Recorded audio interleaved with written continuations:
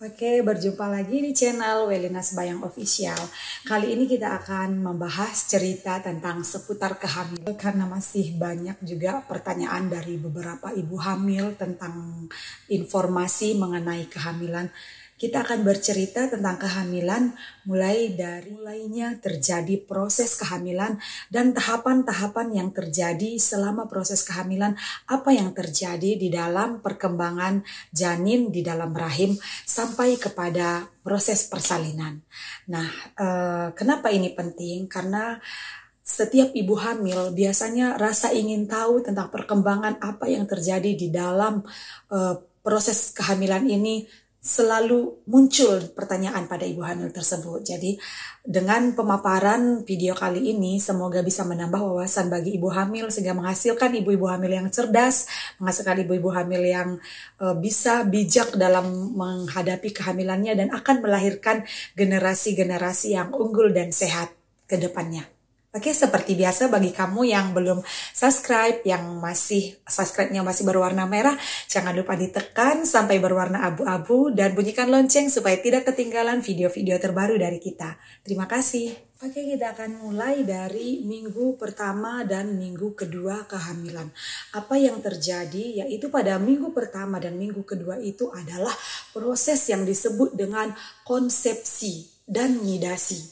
Konsepsi itu adalah pertemuannya ataupun pembuahan, yang bahasa medisnya itu pertemuan antara sperma dengan ovum, ya, pembuahan. Nah, kemudian hasil dari pertemuan sperma dan ovum ini akan mengalami yang disebut dengan nidasi atau penanaman. Jadi hasil konsepsi tadi akan tertanam. Mereka tadi bertemunya bukan di rahim tetapi di ampularis, bagian daripada tuba, ya. Itu adalah jenis organ genitalia interna wanita.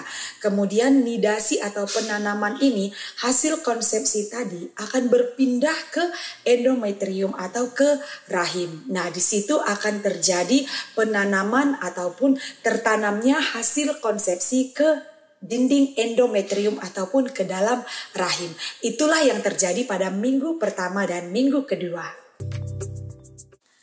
Oke, pada minggu ketiga, apa yang terjadi pada kehamilan minggu ketiga, di mana tadi hasil konsepsi yang sudah tertanam di dinding endometrium ataupun pada rahim, itu akan menghasilkan kantong embrio dan plasenta. Nah, jadi pada minggu ketiga, di situ sudah mulai terjadi sirkulasi darah antara plasenta ke kantong embrio. Kantong embrio ini yang akan berkembang menjadi janin, sementara plasenta adalah sumber bahan makanan dan oksigen yang akan memenuhi kebutuhan hidup janin selama di dalam kandungan.